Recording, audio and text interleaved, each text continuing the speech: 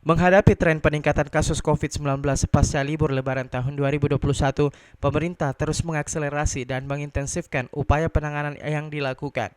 Pemerintah akan segera meningkatkan kapasitas tempat tidur untuk pasien COVID-19 di rumah sakit hingga mencapai 40%, terutama di kabupaten kota zona merah dan tingkat keterisian tempat tidur atau BOR yang tinggi.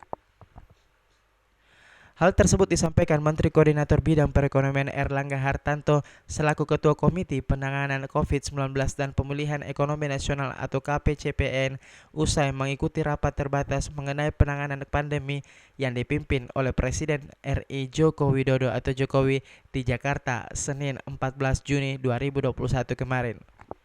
Erlangga menambahkan kapasitas tempat tidur untuk pasien COVID-19 juga akan ditingkatkan di rumah sakit rujukan di kota terdekat atau di ibu kota provinsi.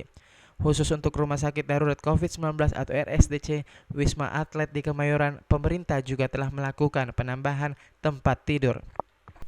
Nah, tentu untuk menyikapi kenaikan di beberapa tempat, Jawa Barat, kemudian juga di Jawa Tengah, dan DKI Jakarta, ini beberapa langkah yang perlu dilakukan oleh pemerintah adalah untuk fasilitas rumah sakit ini ditingkatkan menjadi 40%, terutama di daerah kabupaten kota dengan zonasi merah atau BOR di atas 60%, dan juga terhadap kota-kota yang merah disediakan rumah sakit rujukan di kota terdekat.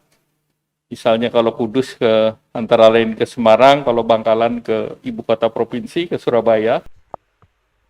Selain itu, papar Erlangga, pemerintah juga menyiapkan sejumlah hotel untuk isolasi. Langkah lainnya, Presiden Jokowi menginstruksikan adanya percepatan dalam pelaksanaan vaksinasi.